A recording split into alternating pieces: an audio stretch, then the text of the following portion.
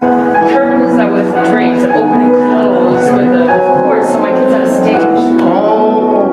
Because it stepped down in the living room, so we used to have their shows and stuff. And they would do performances on the stage, and we had dress ups, and it's just that this and I had one of the keyboards and those keyboards that songs, and they used to play it all the time. It was before Alexa, before I had cell phones, So, it's just all just kind of nice and I'm just, I had Broadway, Tucson show, it's just, and it's a good community to be in to do this, to universally,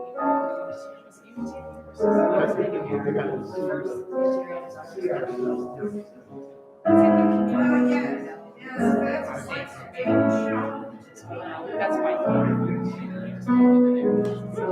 my son started teaching me on the phone. He teaches me things over the phone. We get nervous and we talk.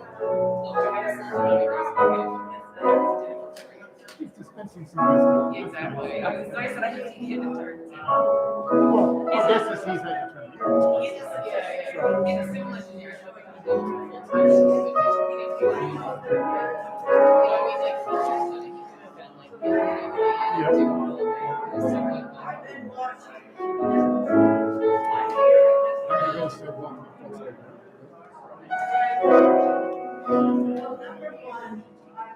Every time I watch it, twice this.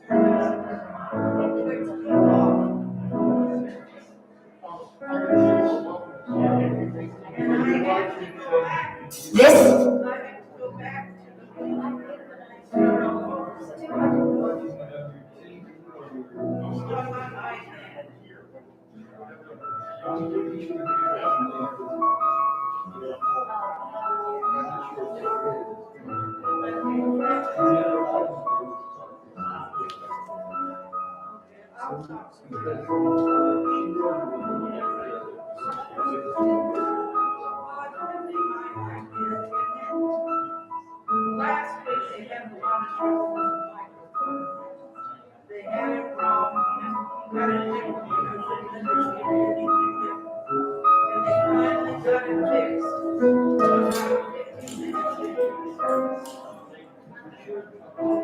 Well, they did it because I think it was really awesome. Emails and texts about it. And here's what they fixed it. That something was wrong in one of the mics, and everything was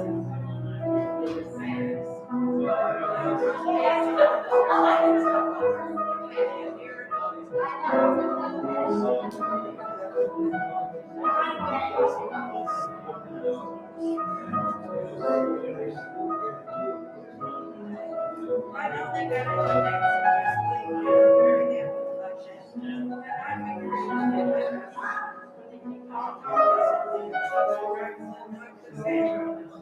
figured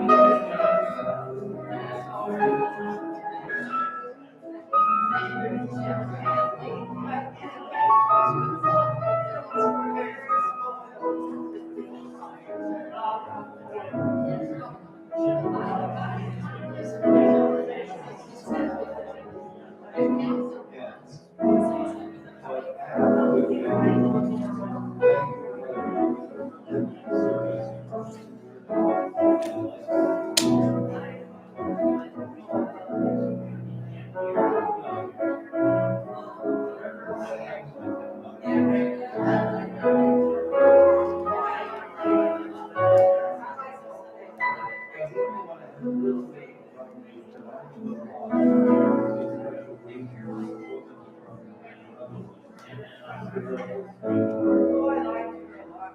I like her.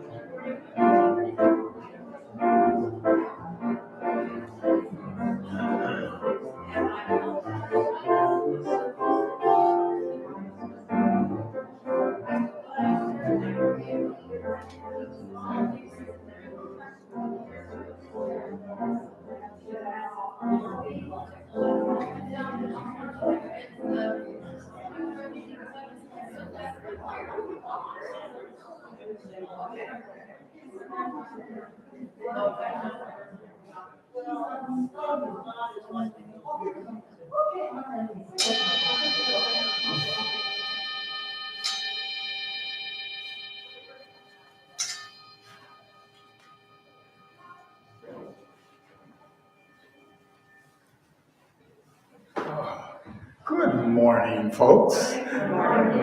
Good morning to everyone here. Good morning to everyone watching us remotely. It's so good to see you folks here.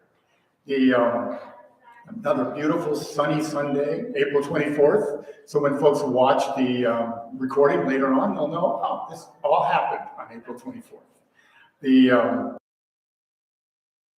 Welcoming each of you and all of you to the service here at the Unitarian Universalist Church of Tucson. My name is Bert Meek. I will be your worship associate for this morning. And today we have the privilege of not one, but two ministers helping with this morning's service. We have the Reverend Carla Stone Brocky, and we have the Reverend Hannah Stone Brocky. Both are community ministers, UU community ministers, and Reverend Hannah was just ordained last week in Prescott, up in Arizona.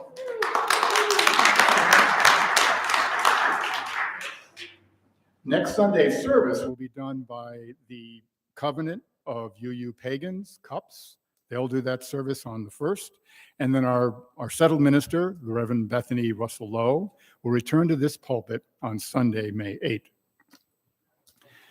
Our church community continuously strives to be as varied as the blooms on the Sonoran Desert, in order that we may better reflect the wonderful diversity with which Southern Arizona is blessed. So, in whatever way you participate in our service today, far or here, we welcome you. whichever and however you share, we welcome you. Whatever the cultural or ethnic background that you claim, you are welcome here. Whomever you love, however you identify your gender, and however you choose to express it, we welcome you. Wherever you are on your life's journey and your spiritual path, remember always you're welcome here. Now, we are a covenantal community, and that means we make a commitment about how we will interact with one another. In these times of the pandemic, wearing masks, practicing social distancing, and getting vaccinated are all part of the covenant that we make with one another.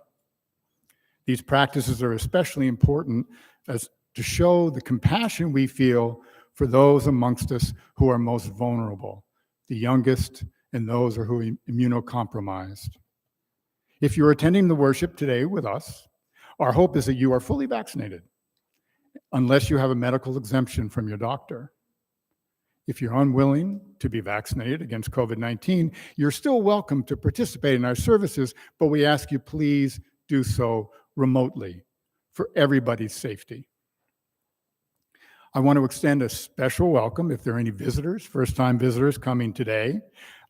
If you're here remotely, Mary Weiss, our church administrator, will post on YouTube, of course, how to sign up. If you're here physically, we have yellow cards just as you come in. You can leave your contact information with us. Now, after the service, we will meet right to socialize. On Zoom, there'll be rooms where everyone gathers, and that link is in the mail, and then Mary Weiss will post that as well.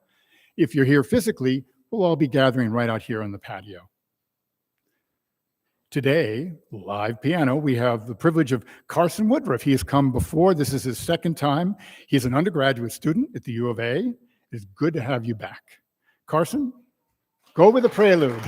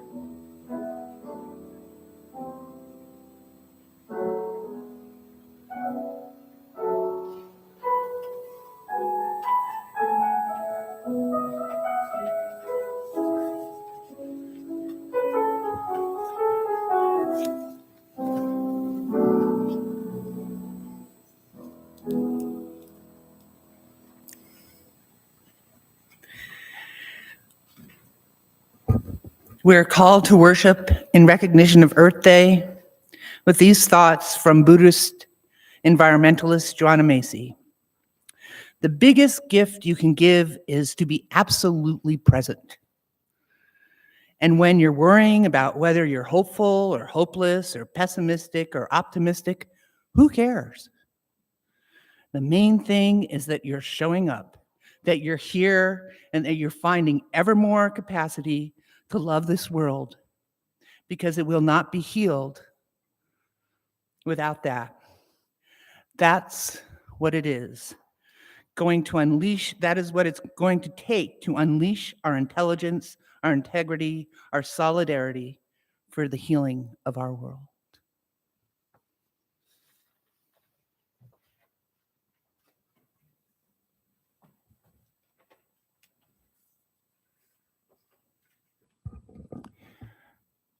At this point in the service, it's time to light our chalice. For all of you at home, if you have a candle or something to light, please join us in the ceremony.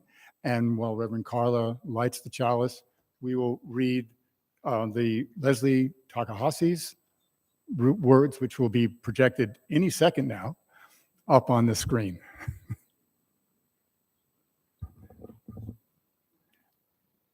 There we go. Please read along with me. All that we have ever loved and all that we have ever been stands with us on the brink of all that we aspire to create.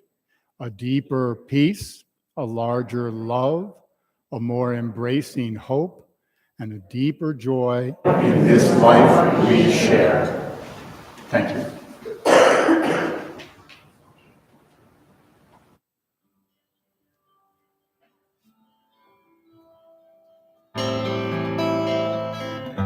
Though I may speak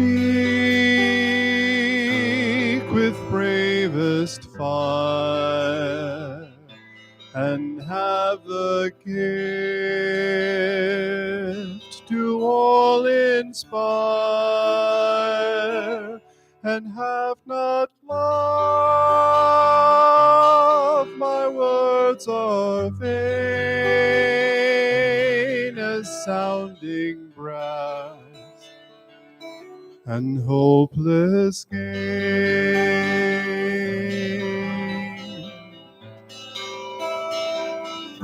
Though I may give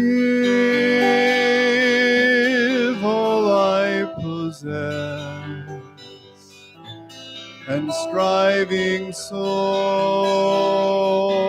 my love profess,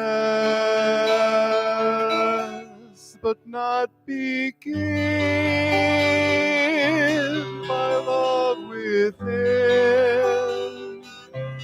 the prophet soon turns strangely thin.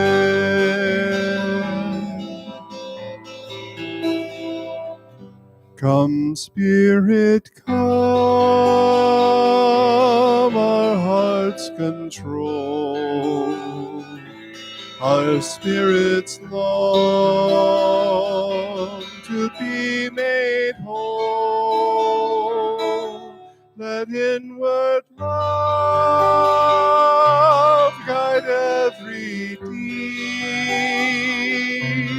By this we worship and are free.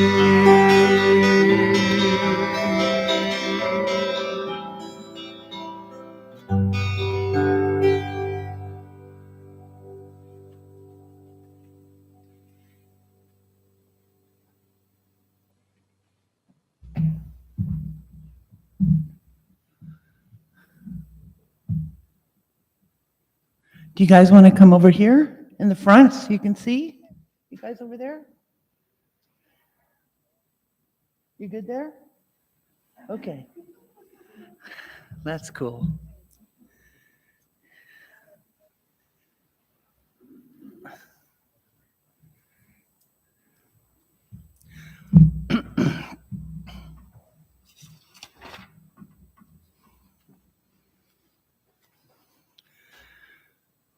Hi, Jeffy. Hi, Reverend Hannah. Do you want to hear a story? Yeah. Okay, then. The Great Turning by Christine Fry. Wait. What's the Great Turning? Well, the phrase, the Great Turning, is from the work of Joanna Macy, and we'll learn more about it in the story. Okay, read the story now. You asked me to tell you of the Great Turning, of how we save the world from disaster. The answer is both simple and complex. We turned. For hundreds of years, we turned away as life on earth grew more precarious. We turned away from the homeless men in the streets, the stench of the river, the children orphaned in Iraq, the mothers dying of AIDS in Africa, and the war in Ukraine. That's so sad. Why did we do that? Well, we turned away because that was what we were taught. To turn away from our pain, to turn the hurt in another's eyes, from the drunken father, from the friend betrayed. Always we were told in actions louder than words to turn away, turn away. And so we became a lonely people, caught up in a world moving too quickly, too mindlessly inward in its own demise, until it seemed as if there was no safe space to turn. No place inside or out that did not remind us of fear or terror, despair, loss, anger, and grief. Yet on one of those days, someone did turn. See the ostrich in the middle? They have lifted their head out of the sand and are getting ready to turn. Oh, they turn to face the pain. They turn to face the stranger. They turn to look at the smoldering world and the hatred seething into many eyes. They turn to face himself and herself. And then another turned, and another, and another. Hey, look, they're all turning. That's funny. Yep, and another and another. As they wept, they took each other's hands until the whole group of people were turning, young and old, gay and straight, people of color, of all nations, of all religions, turning not only to the pain and hurt, but to the beauty and the gratitude and love, turning to one another for forgiveness, a longing for peace in their hearts. At first, the turning made people dizzy, even silly. Silly. There were people standing to the side, gawking, criticizing, trying to knock the turners down, but the people kept turning. They kept turning to one another, and they kept helping each other back to their feet. Their laughter and kindness brought others into the circle. And even when the naysayer began to smile and sway, as the people turned, they began to spin. I love to spin. As they began to spin, they were reweaving the web of life, mending the shocking tears, knitting it back together with the colors of the earth, sewing on tiny mirrors of the beauty of each person, each creature, each plant, each life might be seen and respected. And as the people turned, they spun like the earth through the universe. The web wrapped around them like a soft baby blanket, making it clear that all were loved and nothing separate. And this love reached into every crack and crevice. The people began to wonder, to breathe and give thanks, to celebrate together. So the world was saved, but only as long as you too, sweet one, remember to turn. I'll remember to turn, see? So what do we usually say at the end of a story? The end. Ah, but this is not the end of this story, as long as we remember to turn.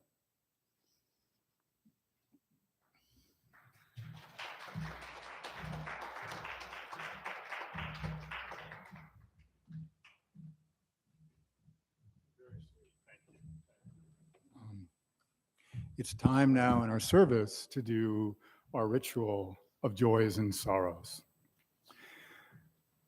All of us carry both joy and sadness inside. These emotions may not be obvious to those around us, but for us, they are very real and very present. And each of us needs a time to honor those complexity of feelings. Now our earth is strong. It can hold our pain and it can hold our joy, our love, and our anger. The bowl over here holds big rocks that represent our collective celebrations and mournings. In just a minute, it will also hold smaller stones that signify individuals' sadness and joys. Please, let's celebrate the breathtaking beauty of the Catalinas as they look down upon our desert. Also, let us not forget that over 1 million lives have been lost through this pandemic just here in the United States, and untold millions around the world. And how can we not reflect about the death and suffering imposed by the Russian invasion upon Ukraine? While we do this, let us also remember that the land we currently inhabit is stolen land, stolen from the indigenous peoples who first settled the San Pedro Valley over 10,000 years ago. In order to understand the history of what is now southern Arizona, we must recognize that displacement, genocide, and theft of land occurred in successive waves of colonization, which started first in the 1500s by Spain, and then by Mexico, and then by us, the United States. Water is life. Water is what we are all made of. We use a jug just like those of No More Deaths, the ones they leave in the desert in their efforts to offer life-saving water to those who journey to our country in pursuit of safety and opportunity. As we pour this water, let us remember those desert people who came first to this place. We honor the Hohokam, the Yavapai, the Tohono O'odham, the Yaqui, as well as those indigenous peoples who no longer exist as tribal entities here in Arizona. Now, for those of you watching, if you have a joy or sorrow you wish to honor, please type it in the chat. For those of you who are here present, please feel free to come up and put the stone in the water to symbolize your joy or your individual sorrow. And may the ripples of healing and the ripples of celebration spread far beyond the confines of this bowl. Those of you who wish, please come forward.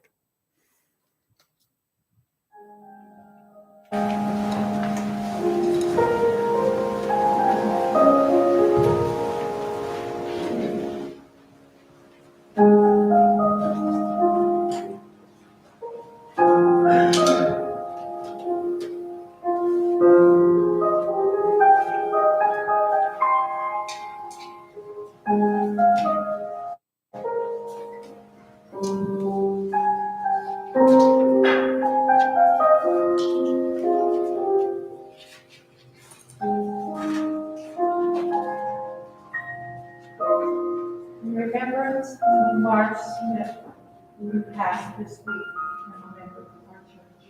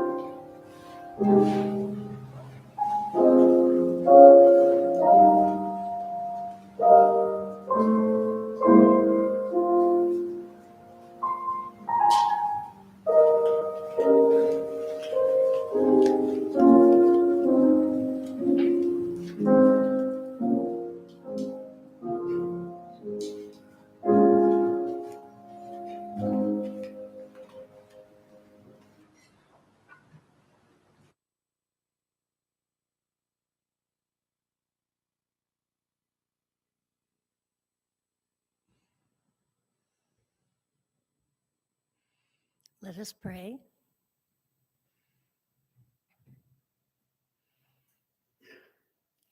We lift up thanks for all the gifts we receive, for the love that we share, for the love that keeps us going. We ask for compassion and comfort and presence for our losses, our pain, our fears. We remember all those in the world who suffer,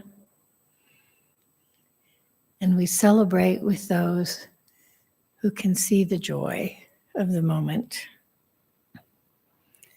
Let us remember to turn and see one another and to love this world into being. Let's hold that in silence for a few moments.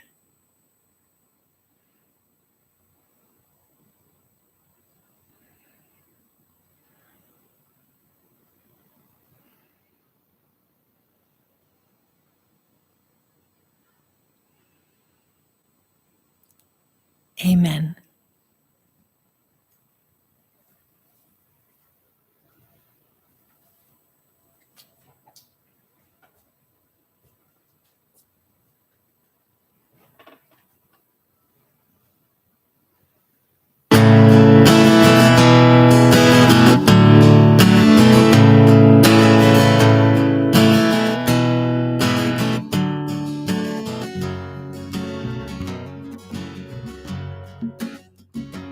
I said, Julian, you are holy, you are holding my hand. And Julian, you are holy, you are holding my hand. She said, all will be well, all will be well, all manner of things will be well. I said, Julian, do you not know about sorrow? And Julian, do you not know about pain? And I said, Julian, do you not know about hunger? And Julian, do you not know about shame? But she said, all will be well, all will be well, all manner of things will be well.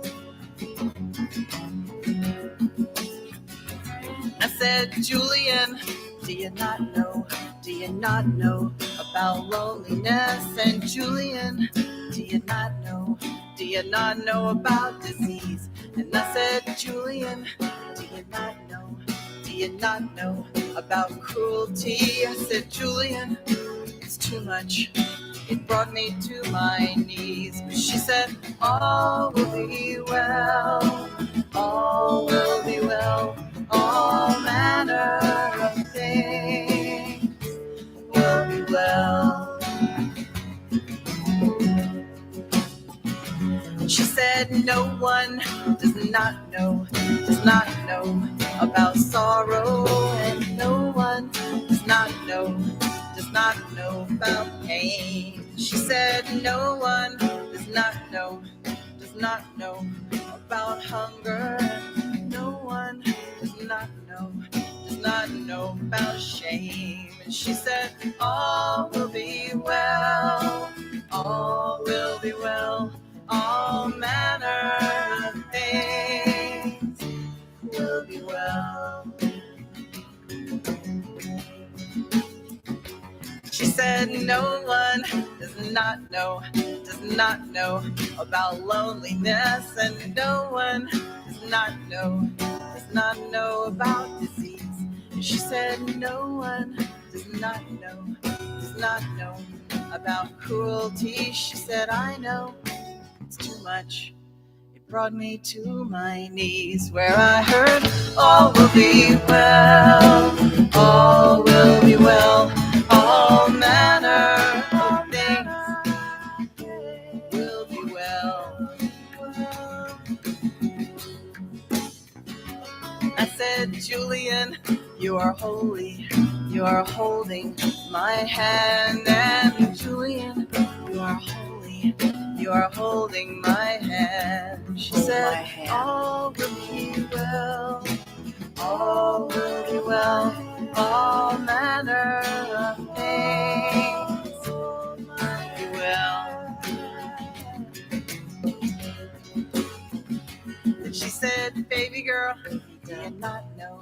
Do you not know about tenderness? She said, baby girl, do you not know?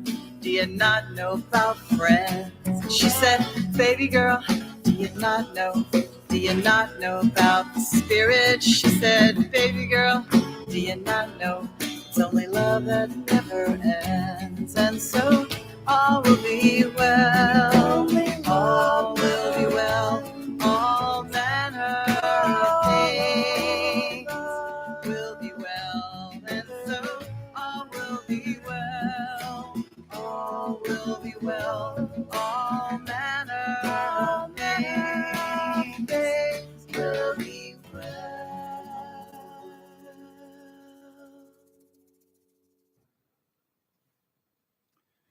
Oh, such a beautiful song. Thank you for using that. It's time now for our offering. Please remember that the life of our congregation has continued throughout this pandemic. So however you have participated in today's service, our congregation depends on you for financial support. For those of you who are here in person, just as you entered from the patio door, there are collection baskets on the table. For those of you watching us from afar, you can send a check to our office. You can give online at the site uuctucson.org/donate, or text the number 833-361-5796.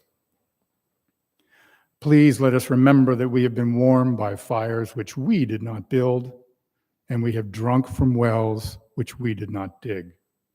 It is with gratitude that we accept your financial contributions.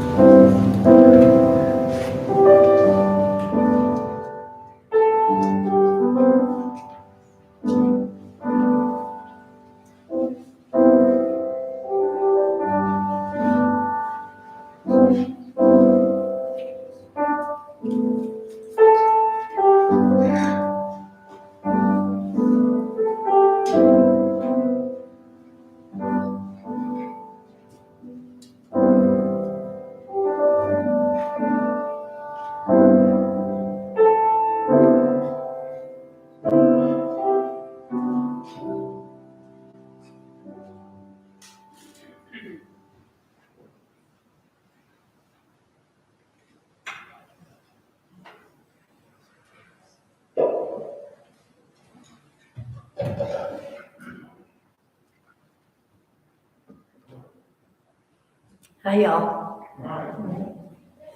Before I begin, I need to say, hi, Mom.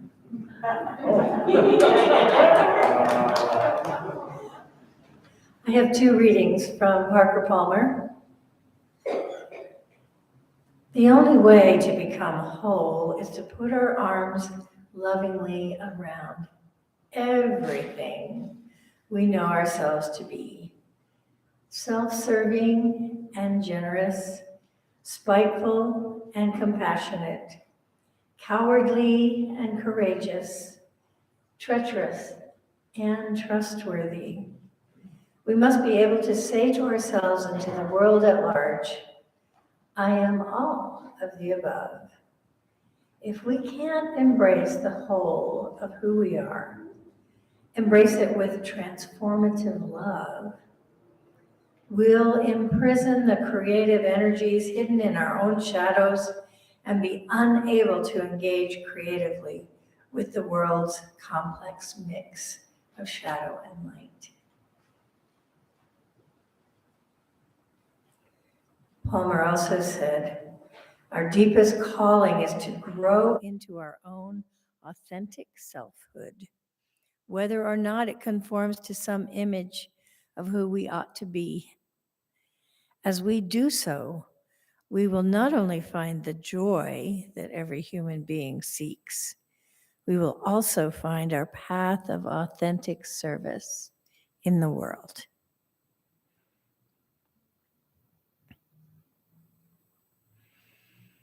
Imagine. That has been our theme this month when so many of us are in despair about the state of the world and even the state of our own lives. It can be hard to imagine anything good. So we're here to look at curing that or something.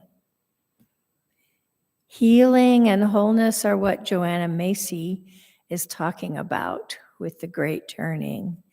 And Parker Palmer, that wise Quaker writer and educator, and all the wise ones I've been connecting with all my life. The Buddha, Winnie the Pooh, Annie Lamott, Brene Brown, Reverend Bethany. As long as we hide from our perceived flaws and painful emotions, turn our gaze away from the painful realities of the world, we cannot be whole, and neither can the world be whole. True, if we dwell only on the painful, we will crumble in despair. But if we blind ourselves to those aspects, we are helpless to move forward in any meaningful way. This fuels personal and institutional racism, planetary destruction, alienation of nations, and all manner of evils running rampant these days. And if we are honest, always have. Joanna Macy has come to focus on what she calls the work that reconnects. I've come to believe that it is disconnection that fuels much of our pain and dysfunction. And reconnection is where we find healing, perspective, and empowerment. Macy wants us to reconnect with our deepest selves, with one another, and with all that lives. What we here have been calling the interconnected web of all existence. In this reconnection, we both take a step back to view the wider picture that includes beauty and love, and a step forward to greater intimacy with ourselves, others, and the world. Without connection, all is lost. Macy describes a recurring cycle beginning with gratitude, honoring our pain, seeing with new eyes, and going forth. Without all four aspects, wholeness eludes us. Meaningful action also eludes us. I think that in order to engage in such work successfully, we must reconnect with our own souls, our deepest and truest selves. We are so busy with our minds, completing tasks and solving problems and figuring out what we think is required of us, we lose sight of our inner core. Perhaps another way of looking at this is left brain cognition versus right brain perception and intuition. Separated from our souls, we cannot be whole and fall short of our potential impact in the world. One of Parker Palmer's images has stuck with me. He writes, "The human soul doesn't want to be fixed. It simply wants to be seen and heard. The soul is like a wild animal." And I have a couple of pictures of wild animals on the sermon slide. Tough, resilient, and shy. When we go crashing through the woods, shouting for it to come out so we can help it, the soul will stay away in hiding. But if we are willing to sit quietly and wait for a while, the soul may show itself. What if we sit quietly for a while and pay attention?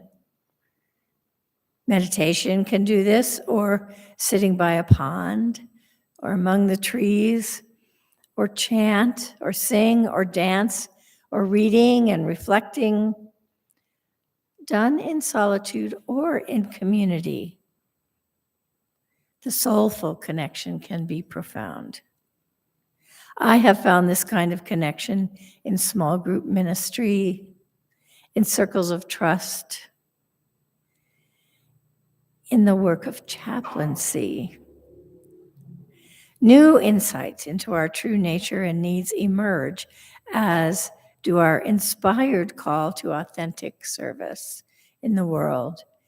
If we try to do this service solely out of obligation or expectation, we are inevitably overwhelmed by burnout and exhaustion. How many of us have felt this? Reconnecting with our soul and our own unique gifts and perspectives enables us to discover paths that renew and nurture us. Healing ourselves is essential for healing the world. I remember in my youth, I was involved in a movement called Reevaluation Counseling or co-counseling. And for a while, there was a great stir started by a woman who said, what if we only did things out of love? What if we never did anything except out of love? And of course, one of the responses was, well, then no one would ever do the dishes.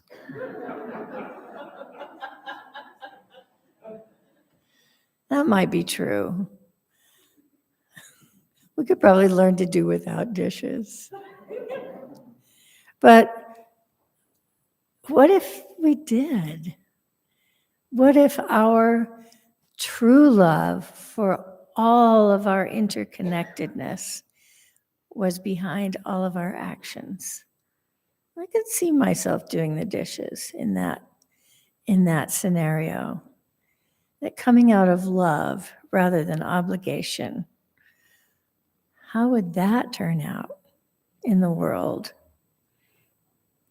Imagine a great turning, what Macy describes as a global shift of consciousness toward recognizing the interconnectedness of all being and living in accordance with that and nurturing that.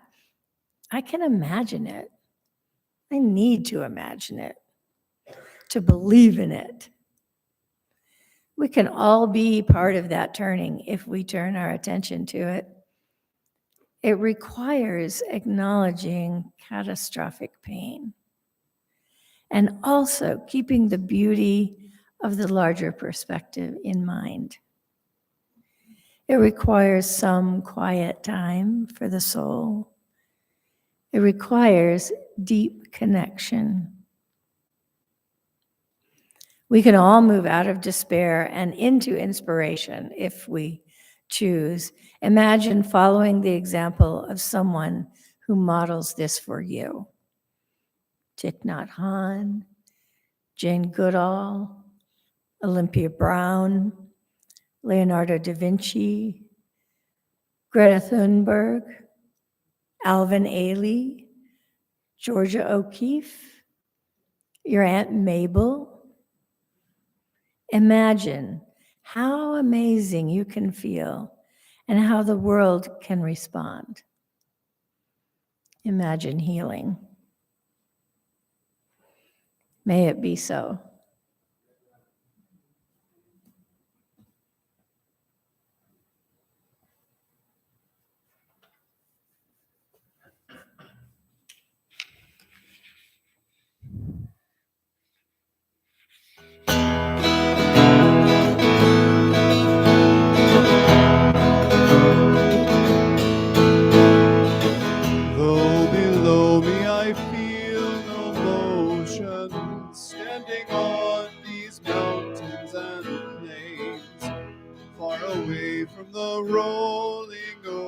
ocean, still my dry land heart can say, I've been sailing all my life now, never harbor or port have I known. The wide universe is the ocean I travel, and the earth is my blue boat home.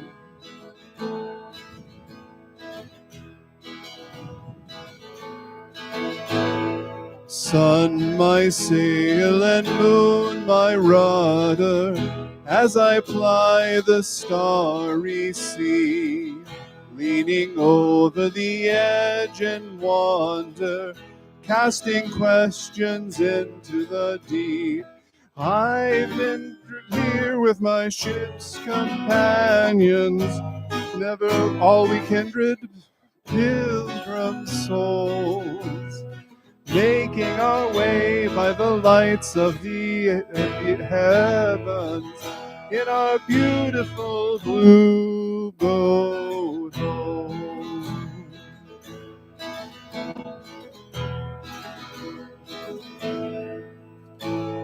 I give thanks to the waves upholding me, hail the great winds urging me on, greet the infinite sea before me, sing the sky my sailor's song. I was born upon the fathoms, never harbor or port have I known. The wide universe is the ocean I travel, and the earth is my blue boat home.